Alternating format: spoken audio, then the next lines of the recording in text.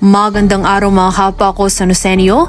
Tayo ay magbalik tanaw sa mga paksa't usaping tinalakay sa ika-31 regular na sesyon ng Sangguniang Bayan ng San Jose, Batangas noong nakaraang Miyerkules, ika-11 ng Marso, 2026. Sa pagsisimula ng talakayan, kinilala ang mga panauhing kinatawan mula sa MD-Link kaugnay ng pagpapatupad ng PhilHealth Yakap Caravan. Sa naging pagtalakay sa nasabing usapin, nabigyang linaw na ang Municipal Health Center ng bayan ay kasalukuyang walang sapat na kakayahan upang maging akreditado sa ilalim ng programang Yakap, bunsod ng kakulangan na kinakailangang kagamitan at sa itinakdang bilang ng mga medical physician. Samantala, bagamat may kakayahan ng District Hospital ng ating bayan na makasunod sa ilang rekisito ng nasabing programa, hindi pa rin ito ganap na maging akreditado sa kasalukuyan dahil sa kawalan ng mammogram facility na kabilang sa mga pangunahing kinakailangan para sa pagsasagawa nito. Sapagkat minabuti ng kapulungan na isuspinde ang Sangguniang Bayan Internal Rules of Procedure upang bigyang daan ang presentasyon ng mga panauhin, minabuti ni Kagalang-galang Jose Nerce Magbing na gamitin ang pagkakataon upang magbungkahi ng paghahain ng isang kapasyahan na naghihikayat sa kapulungan na pangunahan ng pagpaparehistro ng mga mamamayan sa PhilHealth Yakap program na planong isagawa sa isang itatalagang lugar. Ang mungkahing ito ay agad namang sinuportahan at pinabura ng mga kasapi ng kapulungan. Nagbigay naman ng mensahe ang ating pangalawang punong bayan, Kagalang-galang Valentino or Patron, kung saan kanyang ipinahayag ang kanyang buong pusong suporta sa nasabing mungkahiya. Pwede po kayo magpa-register ngayon sa IGOP sa tulong po ng mga representante ng MD. Narito na po sila, pwede po kayo i-accommodate kung paano kayo magpa-register sa IGOP. Tama ba?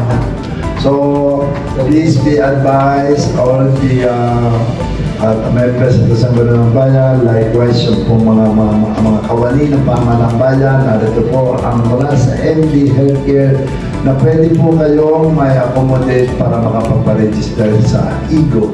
Binigyang din niya ang kahalagahan ng pakikipagtulungan sa iba't ibang sektor upang higit na mapalawak ang kaalaman at mapadali ang pagpaparehistro ng mga mamamayan sa mga programang pangkalusugan ng pamahalaan, partikular na sa PhilHealth Yakap program, sa layuning magbigay tulong at gabay sa pagpaparehistro sa naturang programa upang matamasa ang abot kaya at dekalidad na serbisyong medikal ng mga mamamayan sa ating bayan. Isang kahilingan naman ang iminungkahing bigyan ng angkop na paborableng aksyon ni Kagalang-galang Jose Nerce Magbing. Ang nasabing kahilingan ay may layuning maisakatuparan ng water service connection sa pamamagitan ng kumpirmasyon at pag-aproba sa excavation permit to excavate ng isang residente sa Barangay Banay-Banay 2 upang matugunan ang pangangailangan nito sa sapat at maaasahang supply ng tubig. Isang talumpati ang ipinahayag ni Kagalang-galang Benito P. Atienza hinggil sa ginanap na PCL National Congress na dinaluhan ng ilang mambabatas noong ika-4 hanggang ika-6 ng Marso ng kasalukuyang taon. Ibinahagi niya ang ilan sa mga mahalagang kaalaman at aral na kanyang napulot mula sa mga isinagawang seminar at talakayan. Kaugnay nito, iminungkahi niya ang pag-aangkop o pag-adopt ng Zero Waste Management and Collection Ordinance nang naglalayong higit pang mapabuti at mapalakas ang pagpapatupad ng wastong pamamahala, paghihiwalay at koleksyon ng mga basura sa loob ng nasasakupan ng bayan na agad namang binigyang suporta ng bawat kasapi ng kapulungan. Isang paksari ng naging bahagi ng talumpati ni Kagalang-galang Jose Nerce Magbing hinggil sa umiiral na digmaan sa pagitan ng US laban sa Israel na aniyay maaaring makaapekto sa iba't ibang sektora lalo na sa ating mga kababayan. Dahil dito, buong galang niyang hiniling sa punong ehekutibo na muling ituon ang focus ng mga prioridad na programa ng lokal na pamahalaan kaugnay ng kasalukuyang sitwasyon. Iminungkahi rin niya na itaas ang antas ng prioridad para sa mga senior citizens, PWD o persons with disabilities at solo parents, gayon din na pag-aralan ng pansamantalang pagpapaliban ng ilang nakatakdang programa ng bayan kung kinakailangan. Isang talumpati naman ang ipinahayag ni Kagalang-galang Arnold M. Cumia bilang Vice Chairman ng Committee on Health, Sanitation, Social Welfare and Community Development, kaugnay ng hangarin niyang mas pag-igtingin ng paghahatid at pagbibigay ng dekalidad na serbisyong medikal sa ating mga kababayang Sanosenyo bilang tugon sa kanilang pangangailangan pagdating sa usaping pangkalusugan. Isang usapin ang tinalakay ni Kagalang-galang Raven A. Arcilla sa ilalim ng Question R hinggil sa clarification and status update on the rehabilitation of the road located at Sitio Alagaw, Barangay Galamay, Amos, San Jose, Batangas. Ipinaliwanag niya na ang nasabing usapin ay naiparating na sa kinauukulang barangay kung saan isang kapasyahan ang kinakailangang maisumite upang maiparating ang naturang kahilingan sa punong ehekutibo nang sa gayon ay mapondohan at maisama ito sa supplemental budget.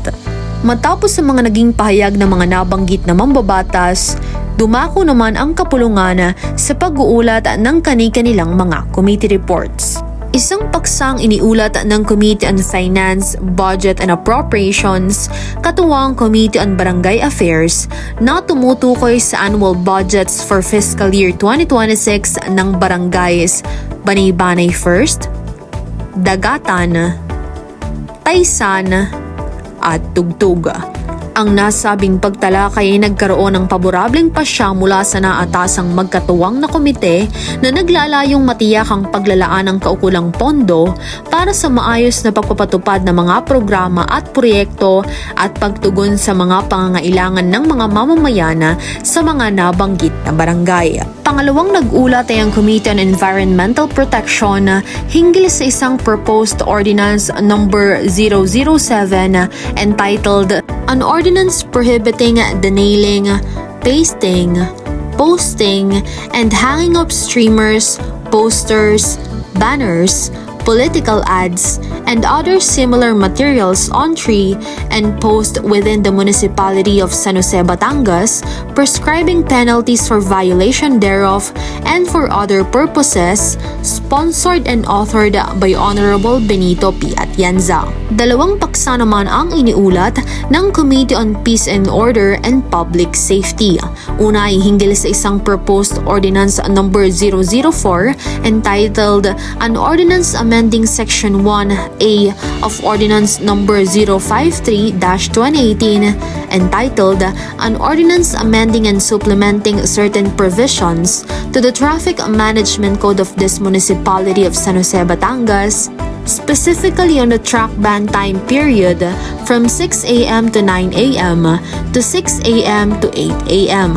Introduced and authored by Honorable Jose Nereus M. Agbina. Samantalang ang isang paksa naman na iniulat ng parehong komite ay ang proposed ordinance number 11 entitled An Ordinance Amending Certain Provision on Ordinance number 079-2018, otherwise known as the Firecracker and Pyrotechnics Ordinance of the Municipality of San Jose, Batangas, sponsored and authored by Honorable Benito P. Atienza. Sumunod na paksa ay iniulat ng Committee on Health, Sanitation, Social Welfare and Community Development, katuwang Committee on Peace and Order and Public Safety.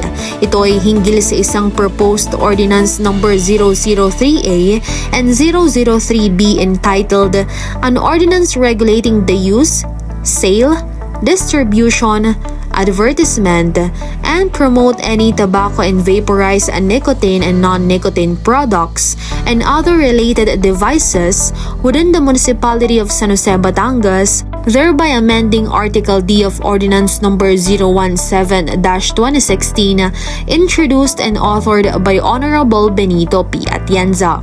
Ang apat na nabanggit na panukalang kautusan ay sumailalim sa una, ikadalawa, at ikatatlo at pinal na pagbasa ng nag-ulat na komite para sa kaukulang deliberasyon. Matapos ang paborableng pasya sa bawat bilang na naging pagbasa, formal na pinagtibay ang mga panukalang kautusan sa ikatlo at pinal na pagbasa. Kaugnay nito, ang mga nasabing panukalang kautusan ay inirekomenda nga i-endorso sa punong ehekutibo para sa kaukulang aksyon. Isang paksang iniulat ng Committee on Human Resource Development, Good Government, Public Ethics and Accountability. Ito ay hinggil sa Agency Citizens Charter 2016 First Edition.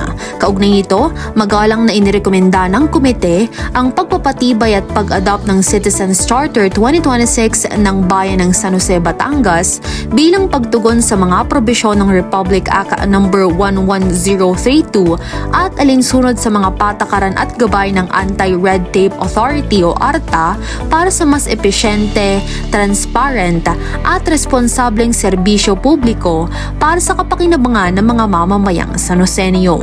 Tatlong paksa naman ang tumutukoy sa tatlong kautusan ng Barangay Don Luis, partikular ang kautusan bilang 2, 5, at 6 ng kasalukuyang taon ang iniulat ng Committee on Barangay Affairs. Una ay may pamagat na isang ordinansa na nagtatakda ng mga alituntunin at nagpapataw ng mga bayarin sa mga tagapagkaloob ng serbisyong panglibing na nagsasagawa ng mga gawain sa loob ng Barangay Don Luis at nag-aatas ng pagbabayad ng kaukulang bayarin sa barangay. Minabuti ng naatasang komite na ibalik ang naturang kautusan sa nasabing barangay upang mabigyan ng tamang pagtukoy at paglilinaw ang mga serbisyong ibibigay ng barangay na magsisilbing batayan sa pagpataw ng panukalang bayarina. Dagdag pa rito, inirekomenda ng komite na tiyakin ng barangay na ang kautusan ay una, malinaw na nagtatakda ng mga serbisyong ibibigay ng barangay bilang batayan sa pagpataw ng bayarina.